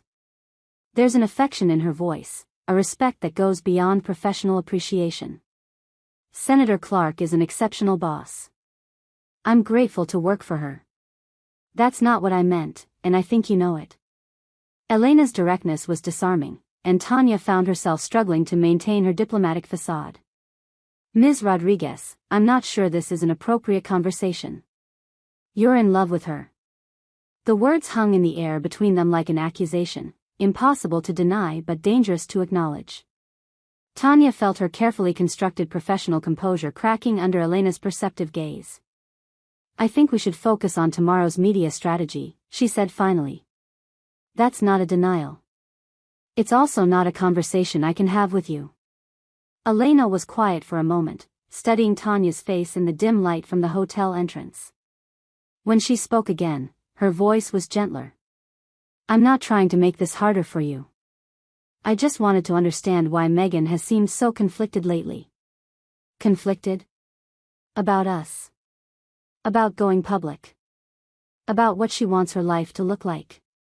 Elena paused. "About whether love is worth the political risk." The admission revealed more than Elena probably intended: uncertainty about her own relationship, awareness that Senator Clark was struggling with deeper questions than just media strategy. "She loves you," Tanya said quietly, because it was true and because Elena deserved to hear it. "I know. But love isn't always enough, is it? Sometimes timing matters more than feeling." They sat in silence for a moment, two women who cared about the same person in completely different ways, acknowledging truths neither could fully explore. "Thank you for picking me up," Elena said finally, gathering her things. "And thank you for taking such good care of her. I know she's lucky to have you in her corner." "Tomorrow is going to be difficult," Tanya replied. "But you'll get through it together." "Will we, though? That's the question, isn't it?" Elena disappeared into the hotel lobby, leaving Tanya alone in the parking lot with the weight of unspoken feelings and the growing certainty that tomorrow's revelations would complicate everything in ways no communication strategy could anticipate. Chapter 14. The Washington Post interview began at 10 o'clock sharp in a conference room overlooking K Street, with Elena and Megan sitting side by side on a cream-colored sofa while photographer adjusted lighting and the reporter reviewed her questions one final time. Tanya watched from the back of the room, clipboard in hand, ready to intervene if the conversation veered into dangerous territory. Elena looked elegant in a navy dress that complemented Megan's charcoal suit, their coordination clearly intentional but not overly staged. They held hands during the photos, smiled at each other with what appeared to be genuine affection, and answered questions about their relationship with the kind of comfortable intimacy that made their connection seem both natural and newsworthy. "We met at a climate summit in Denver," Megan explained, her thumb tracing gentle circles on Elena's palm. "I was there for the policy sessions. Elena was presenting on sustainable architecture. We ended up talking until 3 in the morning about environmental legislation. It was the most intellectually stimulating conversation I'd had in months," Elena added, smiling at the memory. Megan had this way of connecting big-picture policy goals with practical implementation details that was absolutely fascinating. The reporter, Sarah Chen, nodded encouragingly. "When did you realize this was becoming more than a professional connection?" Elena and Megan exchanged a glance that seemed genuinely intimate, and Tanya felt her chest tighten with something that was definitely not professional concern. "Probably the next morning," Elena said. "When I found myself hoping she'd call, not for political reasons but because I wanted to hear her voice again." "And you, Senator Clark?" "I think I knew that first night." Elena had this way of listening that made me feel like my ideas mattered, not just politically but personally. It had been a long time since someone had engaged with me as a person rather than a position. The honesty in Megan's voice was devastating. Tanya watched her face as she spoke about Elena, noting the softness in her expression, the way her entire posture relaxed when she looked at the woman beside her. This was what love looked like: unguarded, generous, transformative. "Why keep the relationship private for so long?" Chen asked. "Political necessity," Megan replied. "Dating as a public figure is complicated enough. Dating while navigating committee politics and legislative battles requires careful timing." "Were you concerned about voter reaction?" "Not really. My constituents care more about healthcare reform than my personal life. But Washington tends to turn private relationships into political theater, and we wanted to protect what we had built together." "What changed your minds about going public?" Elena and Megan exchanged another look, and Tanya could see them making a real-time decision about how much truth to reveal. Someone was going to tell our story whether we participated or not, Elena said finally. We decided we'd rather tell it ourselves, on our own terms. Are you concerned about political ramifications, Senator? Any relationship requires compromise and consideration for your partner's needs, Megan replied diplomatically. Elena and I have been thoughtful about potential conflicts from the beginning. Her architectural firm has no government contracts, no lobbying presence, no financial relationship with federal policy making. But surely your colleagues have opinions about senators' personal lives? Megan's smile turned slightly sharper. My colleagues have opinions about everything. That's why they're senators. The interview continued for another 30 minutes, covering their future plans, Elena's work, and Megan's perspective on balancing public service with private happiness. Throughout, they presented a united front. Two accomplished women who had found love despite busy careers and were willing to face public scrutiny together. Watching them, Tanya felt a complex mixture of admiration, heartbreak, and professional pride. The communication strategy was working perfectly. Elena came across as intelligent and independent, Megan seemed more human and relatable, and their relationship appeared genuine because it was genuine. But as the photographer captured their final shots, Elena's hand on Megan's shoulder, both of them laughing at some private joke, Tanya also felt something else entirely. A certainty that she was watching the woman she loved commit publicly to someone else, in a way that would make her own feelings not just inappropriate but genuinely harmful to everyone involved. That went perfectly, Elena said to Tanya as they prepared to leave for the CNN interview. Your coaching on message consistency really paid off. You both did beautifully, Tanya replied, meaning it despite her personal feelings. The story tomorrow will be exactly what we wanted, love overcoming obstacles, not scandal or political calculation. Couldn't have done it without you, Megan said, and there was something in her voice that made Tanya look at her more closely. Gratitude, certainly, but also something that looked almost like regret. Just doing my job, Tanya said softly. No, you're doing much more than that. You're protecting both of us, and I want you to know how much that means. The moment stretched between them, loaded with everything they couldn't say in Elena's presence. Then Elena's phone rang, breaking the spell, and they moved on to the next interview, the next performance, the next step in making their relationship public reality. But as they walked toward the CNN studios, Tanya couldn't shake the feeling that something fundamental had shifted, not just in how the public would perceive Senator Clark, but in how she perceived herself. Love was being declared and claimed, boundaries were being established, and Tanya's own impossible feelings were being relegated to the shadows where they belonged. She should have felt relieved that everything was working out as planned. Instead, she felt like she was losing something precious that she'd never actually had the right to want in the first place. Chapter 15.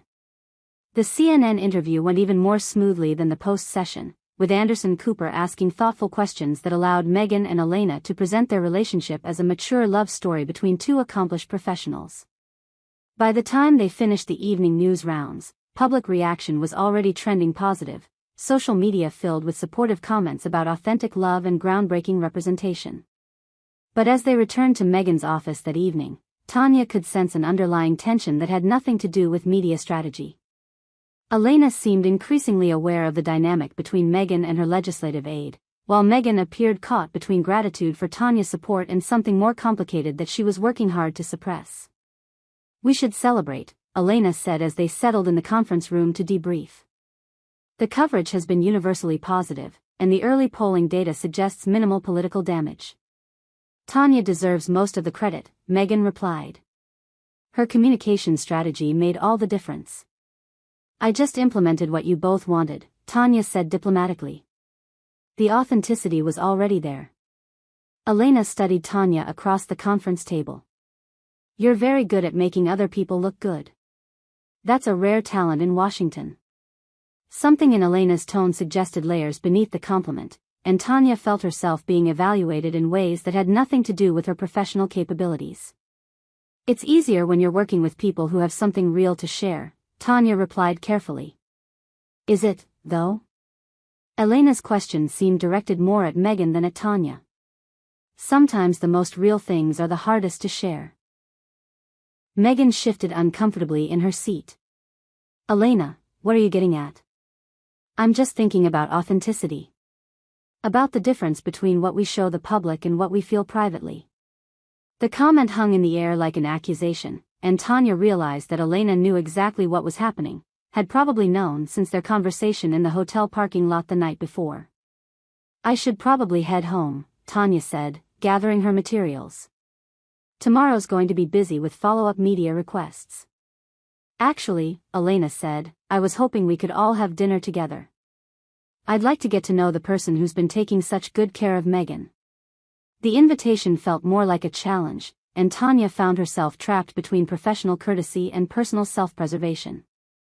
That's very kind, but... Please, Megan interjected, and there was something almost desperate in her voice. You've earned a celebration dinner. Both of you have. An hour later, they sat in a quiet Georgetown restaurant that Megan had chosen for its discreet atmosphere and excellent wine list. Elena dominated the conversation with stories about her architectural projects, clearly making an effort to include Tanya in discussions about sustainable design and urban planning. Megan tells me you're interested in environmental policy, Elena said over their second bottle of wine.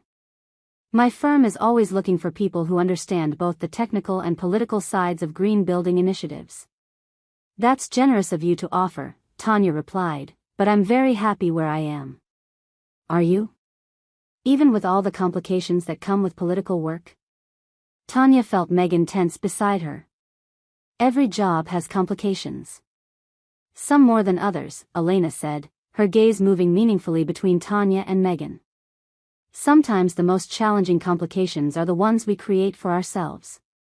The wine had made Elena bolder, more direct in her observations.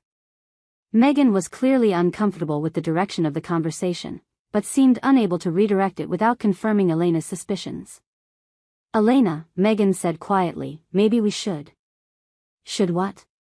Pretend we don't all know what's really happening here. Elena's voice was still friendly, but there was steel underneath. Tanya, you're clearly brilliant, dedicated, and completely devoted to Megan's success. Megan, you light up whenever Tanya walks into a room, and you've been more conflicted about our relationship since she started working for you. That's not, Megan began. It's not what? True. Fair. Appropriate? Elena turned to Tanya. And you've spent the last 2 days helping the woman you're in love with go public with another relationship. That's either incredibly selfless or incredibly masochistic. The accusation landed like a physical blow, and Tanya felt heat flood her face. Ms. Rodriguez, I think you're misunderstanding. Am I? Because from where I'm sitting, it looks like I'm the only one being honest about what's actually happening. Megan's hand moved protectively toward Tanya's arm, then stopped as she realized the gesture would only confirm Elena's point. Elena, this isn't fair. Tanya works for me. She's been nothing but professional. Professional, yes. But feelings don't follow professional boundaries, do they? Elena's voice softened slightly. Look, I'm not angry. I'm actually impressed. It takes remarkable strength to support someone else's happiness when it conflicts with your own desires. Tanya felt exposed, vulnerable, as if Elena had stripped away every careful defense she'd constructed over the past months. I should go. No, Elena said firmly. We should talk about this. All of us, honestly, because pretending it's not happening isn't working for anyone. Megan looked stricken. Elena, what are you saying? I'm saying that I love you enough to want you to be happy, even if that means acknowledging that your happiness might not be with me. The words hit the table like a declaration of war, and Tanya realized that Elena wasn't just confronting the situation, she was forcing a resolution that none of them had been ready to face. This is insane, Megan said. You're talking about ending our relationship because of some imagined. Not imagined, Elena interrupted. And not ending, necessarily. But evolving, maybe. Into something that acknowledges reality instead of fighting it. Tanya stood abruptly, her chair scraping against the floor. I can't be part of this conversation. Whatever you two need to work out, it's between you. Tanya, wait, Megan called, but Tanya was already moving toward the exit, desperate to escape before the situation became even more impossible than it already was. She made it to the sidewalk before Megan caught up with her, leaving Elena alone at their table with 2 empty wine glasses and the wreckage of carefully maintained boundaries. Tanya, please. Let me explain. Explain what? Tanya turned to face her, feeling tears threaten for the first time since this whole crisis began. That your girlfriend just accused me of being in love with you? That she's probably right? That I've been lying to myself for months about what I'm feeling? Megan stepped closer, her face pale in the streetlight. Elena doesn't understand the situation. Doesn't she? Because it sounds like she understands it better than either of us do. They stood facing each other on the empty Georgetown sidewalk, the weight of unspoken feelings finally forcing its way into the open. Megan looked like she wanted to say something crucial, something that would change everything, but couldn't find the words. I need to go home, Tanya said finally. We can figure out the professional implications tomorrow. Professional implications? Whether I can keep working for you. Whether this, she gestured between them, makes my position untenable. Tanya, no. You can't quit because of this. What else do you suggest? Pretending Elena was wrong? Going back to careful professional boundaries while you build a life with someone else? Megan was quiet for a long moment, and when she spoke, her voice was barely above a whisper. What if you didn't have to pretend? What if the situation was more complicated than any of us realized? The question hung between them, loaded with possibilities that Tanya didn't dare interpret. But before either of them could say anything else, Elena appeared in the restaurant doorway, her expression unreadable in the dim light. I paid the check, she announced. And I think we all need to have a much longer conversation than we can manage on a sidewalk. Tanya looked between Elena and Megan, realizing that the careful equilibrium of the past months was about to shatter completely, and that whatever emerged from the wreckage would reshape all of their lives in ways none of them could predict. Chapter 16. They ended up in Megan's Georgetown townhouse, sitting in her living room with coffee none of them wanted while the weight of unacknowledged truths pressed down on the carefully maintained space. Elena had insisted on the continuation of their conversation, and Megan seemed powerless to refuse, caught between two women who had both, in different ways, forced her to confront feelings she'd been desperately trying to compartmentalize. Tanya perched on the edge of an armchair, every instinct telling her to leave while Elena and Megan settled on opposite ends of the sofa like negotiators preparing for delicate diplomacy. So, Elena said, breaking the tense silence. Let's talk about what's really happening here. Elena, I don't think, Megan began. No, let me finish. I've been watching you for months, Megan. Watching you become more engaged, more passionate about your work, more alive than you've been since we started dating. And it coincided exactly with Tanya joining your staff. Tanya felt heat rise in her cheeks. Ms. Rodriguez, I think you're reading too much into. Am I? Because when I picked you up last night, I saw how you talked about her. And when I watched you two together today, I saw how she looks at you. More importantly, I saw how you look at her. Megan's composure was cracking visibly. Elena, this isn't fair to any of us. Fair would have been you being honest about your feelings before we went public today. Fair would have been acknowledging that your heart might be pointing in a different direction. My heart is not. Megan stopped herself, glancing at Tanya with an expression that was part apology, part desperate plea for understanding. Elena followed her gaze. Tanya, can I ask you something directly? I'm not sure I should answer any more of your questions. Are you in love with her? The question hung in the air like a challenge. Tanya looked at Megan, who was staring at her with an intensity that made breathing difficult, then back at Elena, who was watching them both with the careful attention of someone conducting an experiment. That's not a question I can answer, Tanya said finally. Can't or won't? Won't. Because whatever I'm feeling, it doesn't matter. Senator Clark is in a relationship with you, and I work for her. End of discussion. But what if those weren't obstacles? Elena pressed. What if we were just three people figuring out what they wanted without professional or personal constraints? Megan stood abruptly, moving to the window that overlooked her small garden. Elena, what are you doing? I'm trying to save us all from months of misery. You're falling for someone else, Megan. I can see it, Tanya can feel it, and you're fighting it because you think it's wrong or inappropriate or politically dangerous. It is inappropriate. She works for me. People quit jobs. They find new positions. They restructure their professional lives when personal circumstances change. Elena's calm rationality was somehow more devastating than anger would have been. She was dismantling the careful barriers that had kept Tanya's feelings safely contained, forcing all of them to confront possibilities they'd been avoiding. You're talking about ending our relationship, Megan said, her voice tight with emotion. I'm talking about being honest about what kind of relationship we actually have. Elena's voice was gentle but firm. We care about each other, Megan. We're compatible intellectually and physically. But we're not in love the way people should be when they're planning a future together. How can you say that? Because when you talk about your work, your passion, your hopes for what you can accomplish, you don't include me in those visions. But you do include her. Elena gestured toward Tanya, who felt like she was witnessing the dissolution of a relationship she'd helped to publicize just hours earlier. This is insane, Tanya said, standing up. You two went public today. You're building something together. I'm not going to be the reason that falls apart. You're not the reason, Elena said quietly. You're just the catalyst that's forcing us to acknowledge what was already true. Megan turned from the window, her face pale but determined. Elena, I care about you. I don't want to hurt you. Then don't.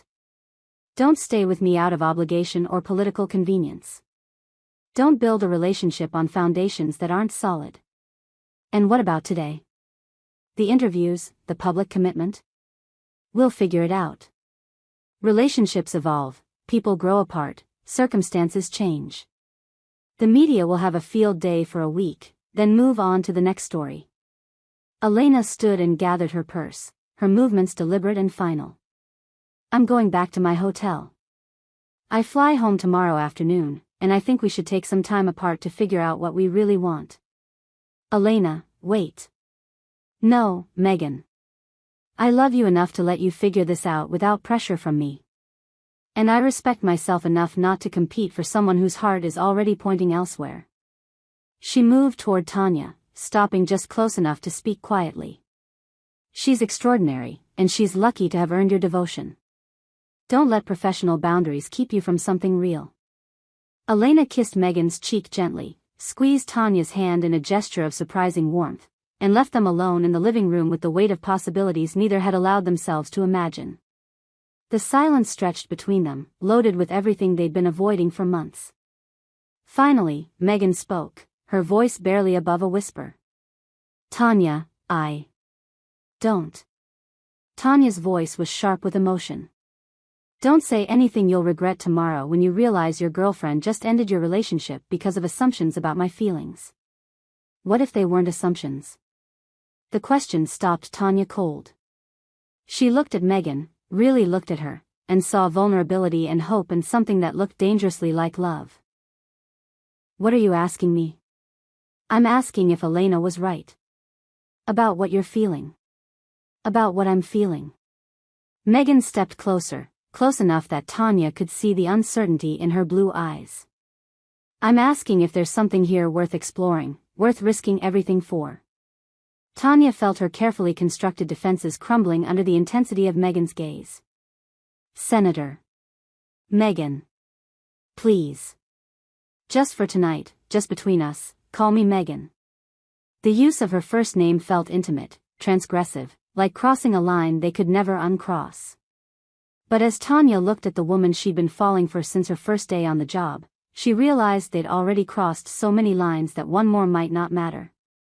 Megan, she said softly, and watched something transform in the other woman's expression. Tell me what you're thinking. I'm thinking that I've been lying to myself for months.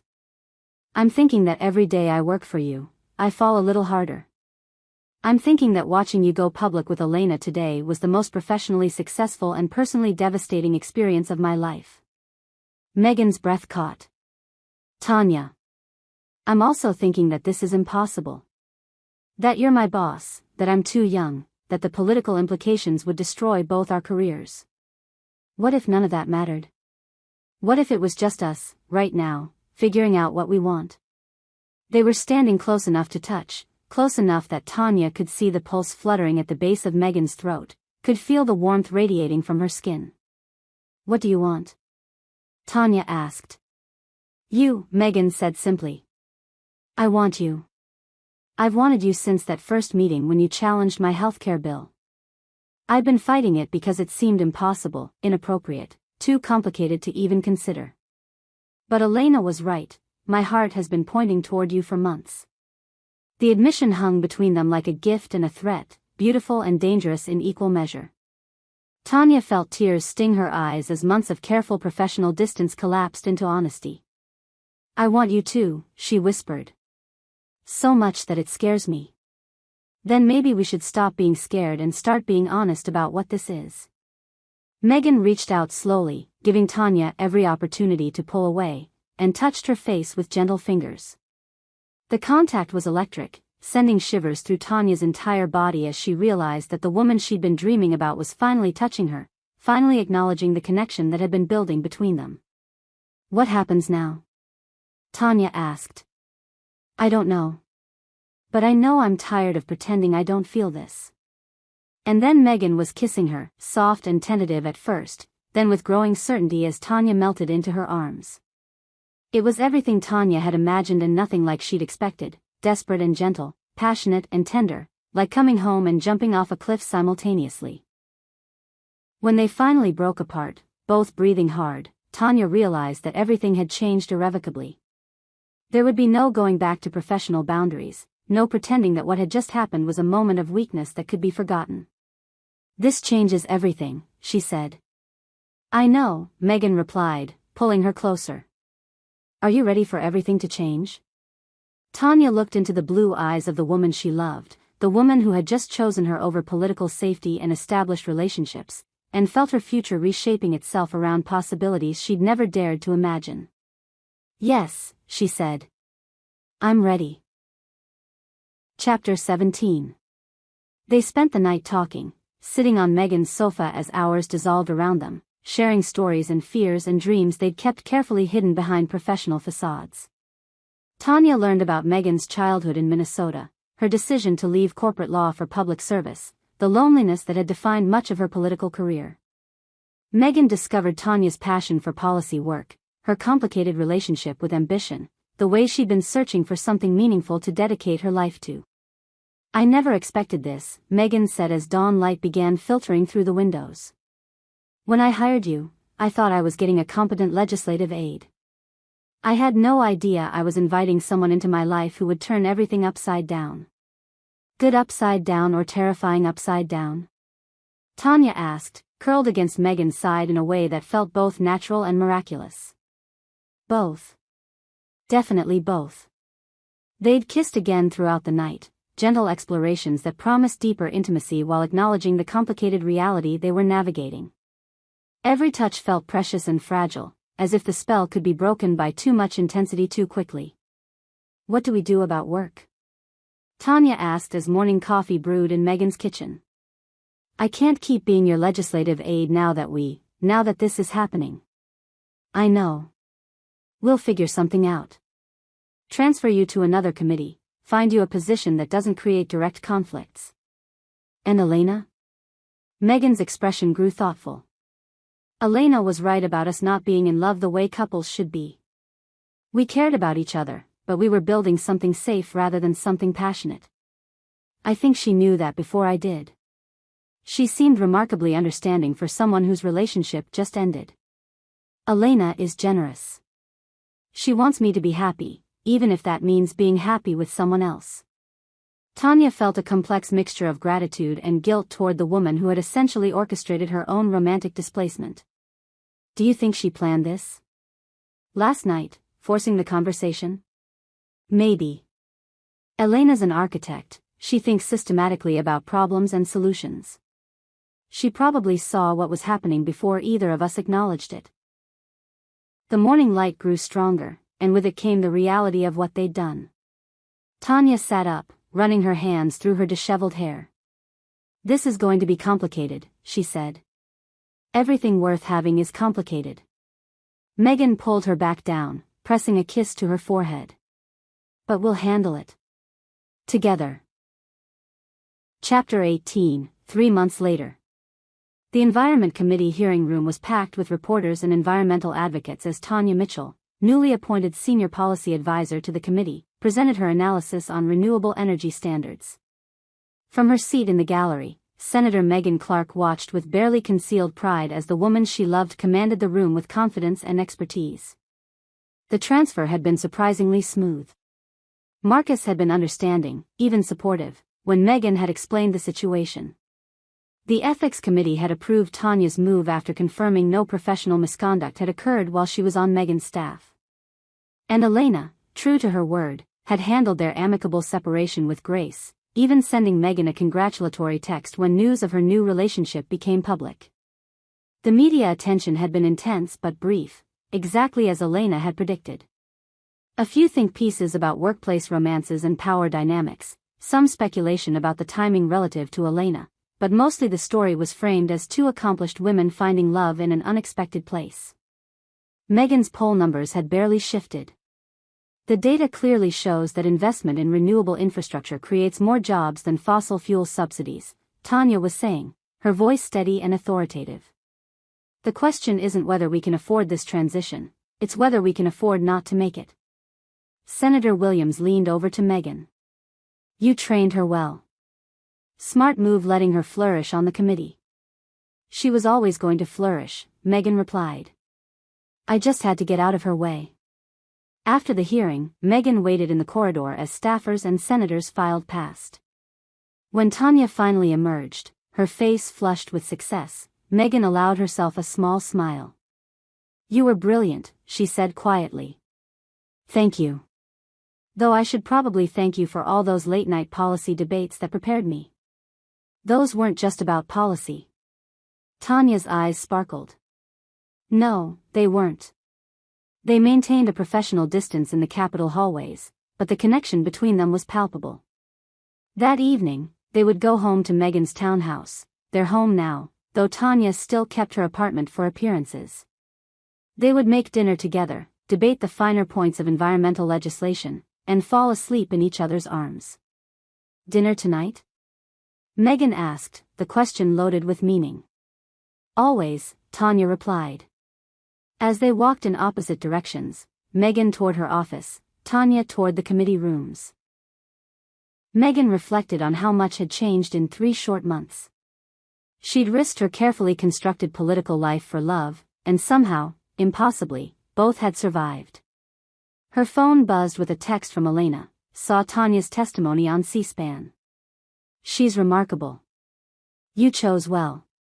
Megan smiled and typed back, "Thank you. For everything." Elena's response came quickly, "Be happy, Megan. That's all I ever wanted for you." And she was. For the first time in her political career, Megan Clark was genuinely, authentically happy. She had meaningful work, a healthcare bill that was actually helping people, and a partner who understood both her ambitions and her heart. The scandal that Tanya had been hired to prevent had turned into the love story neither of them had seen coming. Sometimes, Megan thought, the best things in life were the ones you never planned for, the ones that chose you instead. Epilogue, 1 year later. The Georgetown garden was strung with lights as friends and colleagues gathered for what the invitation had called an evening celebration. Megan stood near the flowering cherry tree, watching Tanya laugh with Marcus and the Environment Committee staff, her auburn hair catching the golden light of sunset. Elena had declined the invitation with warmth and grace, sending instead a stunning architectural rendering of a sustainable community center she was designing, her gift to the couple who had, in their own way, helped her realize what she truly wanted from life. She was dating a landscape architect in Oakland now, and from her messages, seemed genuinely content. Senator Williams approached with 2 glasses of champagne. Never thought I'd see the day when Meghan Clark would host a commitment ceremony in her own backyard. Neither did I, Meghan admitted, taking the glass. But then, I never expected a lot of things that have happened this year. That young woman changed you. Made you more human, somehow. Better senator for it, too. Meghan watched as Tanya caught her eye across the garden and smiled, the kind of smile that still made her breath catch even after a year together. She didn't change me. She just made me brave enough to be myself. As evening deepened and stars emerged above the Washington skyline, Meghan and Tanya stood together under the cherry tree while their closest friends witnessed their commitment. There were no cameras, no reporters, no political calculations, just two women who had found each other against all odds, promising to build a future together. "I love you," Tanya whispered as they exchanged rings. "I love you," Meghan replied, meaning it with every fiber of her being. The scandal that never quite happened had become the love story no one had expected. And as Meghan Clark kissed Tanya Mitchell under the cherry blossoms of Georgetown, she knew that some risks were worth everything, especially the ones that led to home. The end. Thank you so much for listening. Please subscribe so you never miss a new story from us.